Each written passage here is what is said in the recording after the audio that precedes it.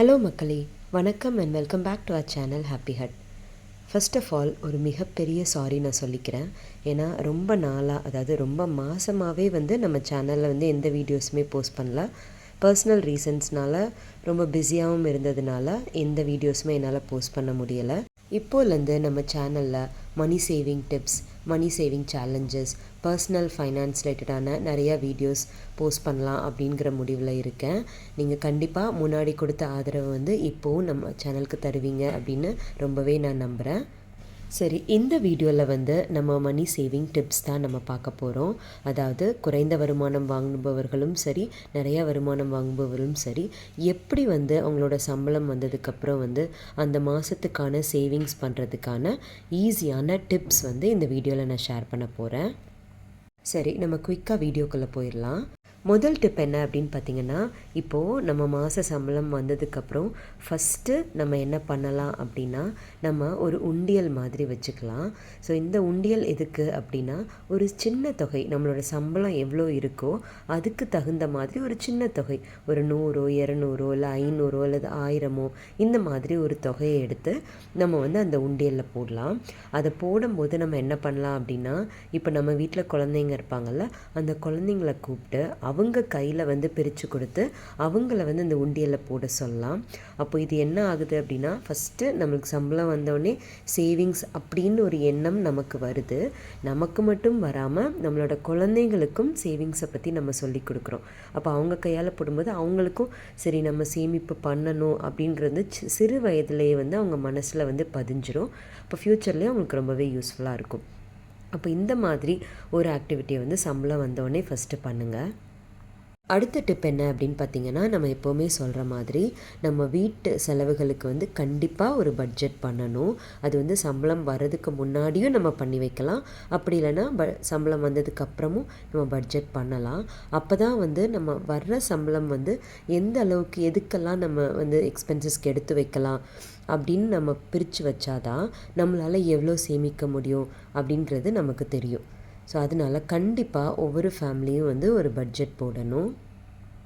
அடுத்த டிப் என்ன அப்படின்னு பார்த்தீங்கன்னா, இப்போ நம்ம இந்த மாதிரி பட்ஜெட் போடும்போது அந்த மாதத்துக்கான பட்ஜெட் மட்டும் அப்படின்னு போடாமல் அதையே இன்னும் கொஞ்சம் டிஃப்ரெண்ட்டாக என்ன பண்ணலாம் அப்படின்னா, மாத பட்ஜெட் பெரிய செலவுகளுக்கு வச்சுக்கலாம். அதாவது இபி பில், அப்புறமா டெலிஃபோன் பில், பால், மளிகை, இந்த மாதிரி விஷயங்களுக்கு மாத பட்ஜெட்டுன்னு வச்சுக்கலாம்.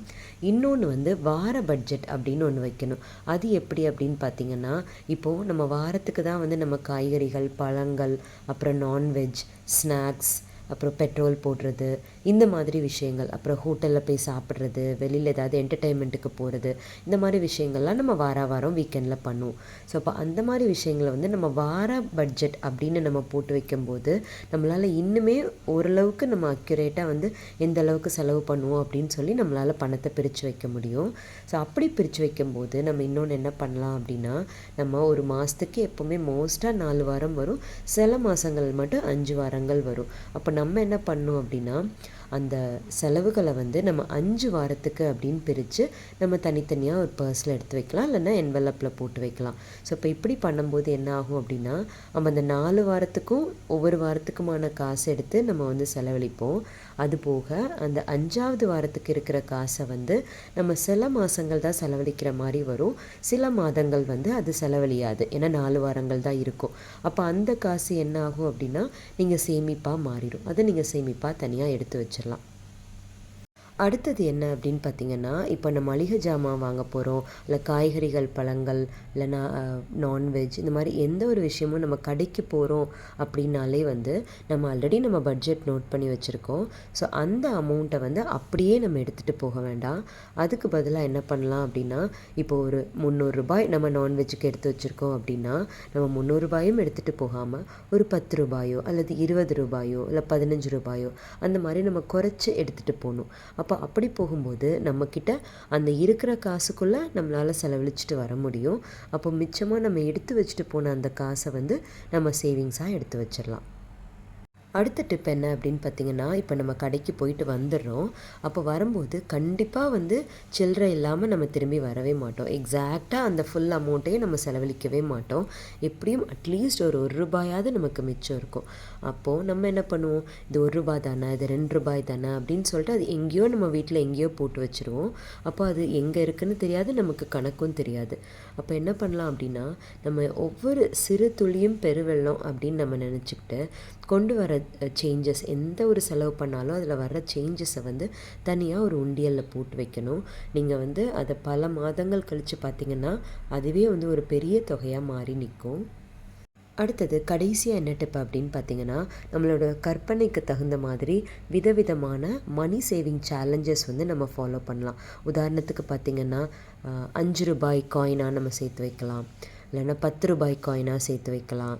அப்படி இல்லைன்னா வந்து புது ரூபாய் நோட்டாக சேர்த்து வைக்கலாம், இல்லைன்னா ₹10 நோட்டாக சேர்த்து வைக்கலாம், இல்லை ₹50 நோட்டு. அப்படி இல்லைன்னா கேலண்டர் சேவிங்ஸ், அதாவது இன்றைக்கி என்ன தேதியோ அந்த ரூபாய் எடுத்து நம்ம சேமிக்கணும். இன்றைக்கி 5ஆந்தேதினா ₹5, இன்றைக்கி 10ஆந்தேதினா ₹10, 12ஆந்தேதினா ₹12.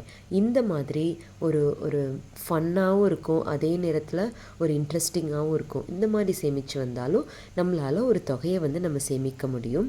அந்த தொகை வந்து நம்மக்கிட்டேருந்து போகுது அப்படிங்கிற நமக்கு தெரியாமலே அந்த சேமிப்பு வந்து வளர்ந்துக்கிட்டே வரும். இப்போது இந்த வீடியோவில் பார்த்த மணி சேவிங் டிப்ஸ் எல்லாமே பார்த்திங்கன்னா உங்களுக்கு வந்து ரொம்பவே ஈஸியானதாக இருக்கும். எதுவுமே ஒரு பெரிய தொகையாக நம்ம எடுத்து தனியாக வந்து சேமிப்பாக பண்ணுறதில்ல. நம்மளோட அன்றாட வாழ்க்கையில் நம்ம செலவுகள் பண்ணும்போது எப்படி சேமிக்கலாம் அப்படிங்கிறது தான் வந்து இந்த வீடியோவில் நான் சேவிங்ஸ் டிப்ஸாக சொல்லியிருக்கேன்.